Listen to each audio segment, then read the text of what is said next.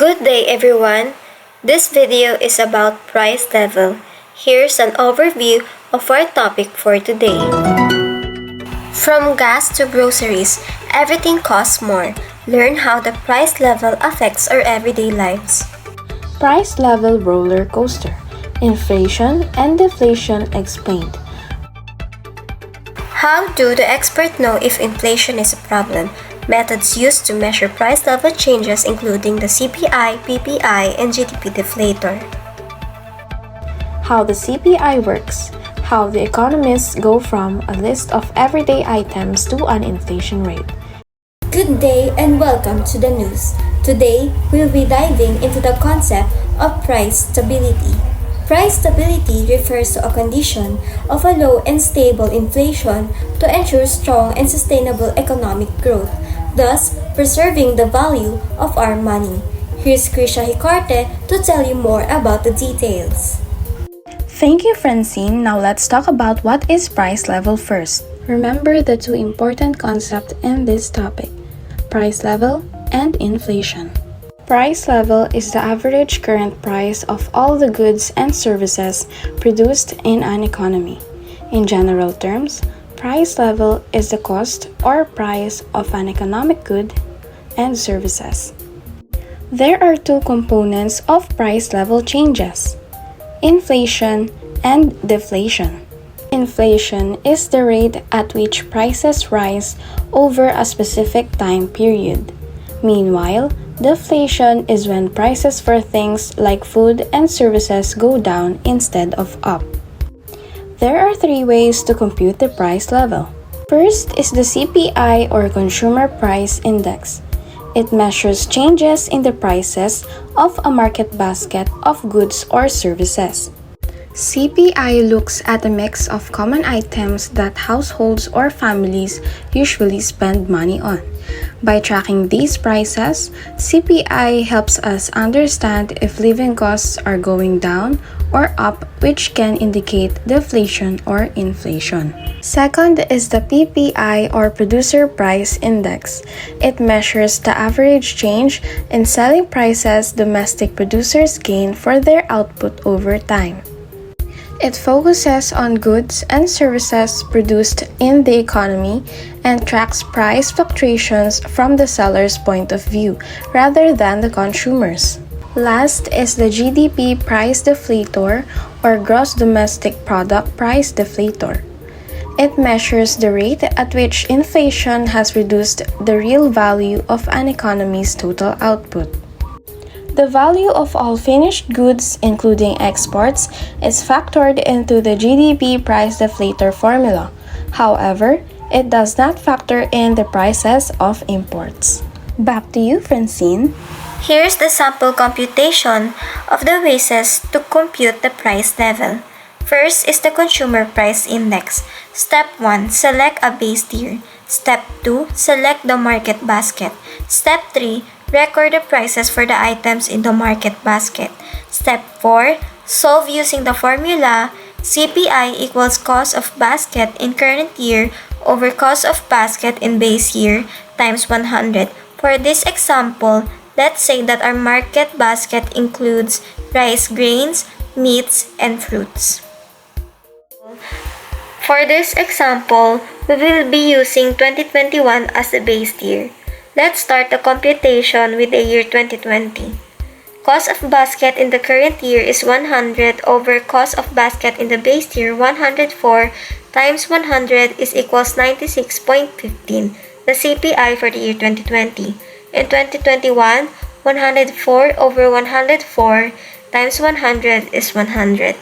For the year 2022, 108 over 104 times 100 is 103.85.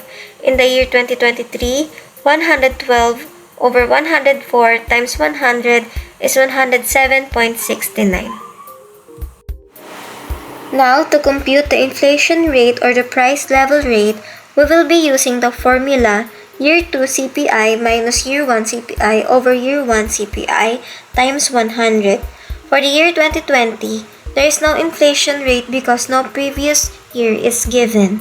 For the year 2021, 100 minus 96.51 over 96.51 is equals to 3.62% inflation rate, while in year 2022, 103.85 minus 100 over 100 times 100 is equals to 3.85% inflation rate, while in year 2023, 107.69 minus 103.85 over 103.85 times 100 is equals to 3.70% inflation rate. We can see from the example that price levels continues to increase, but the inflation rate slowed down at year 2, year 3, and year 4. This means that there is a good price stability. Let's now proceed to the producer price index computation. Step 1.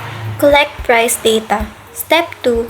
Calculate price percent changes using this formula. Changes equals current price of the product less base period price over base period price times 100. Step 3.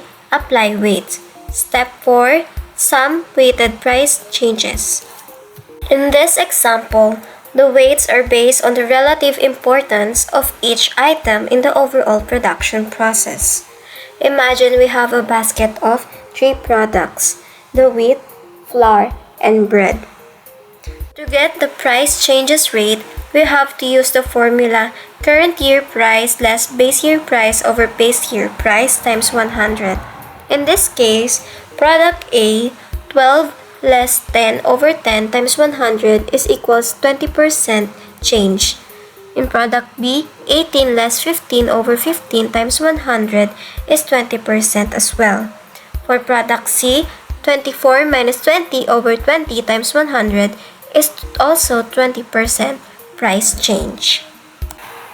To get the inflation rate or the price level change rate, we just have to multiply the weight by the price change. In product A, 40% times 20% equals 8%. Product B, 30% times 20% equals 6%. Product C, 30% times 20% equals 6%, with a total of 20% increase rate from the base year up to the current year. And last is the GDP deflator. To get the GDP deflator, we just have to divide the nominal GDP over real GDP times 100.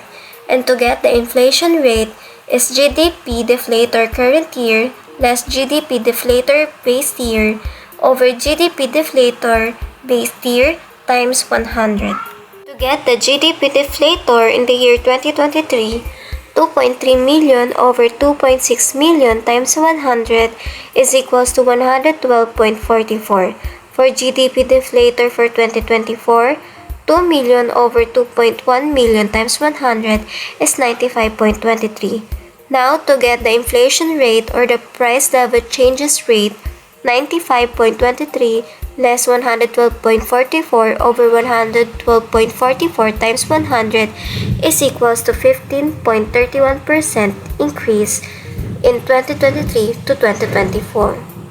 Always remember that price stability does not mean that prices are not changing.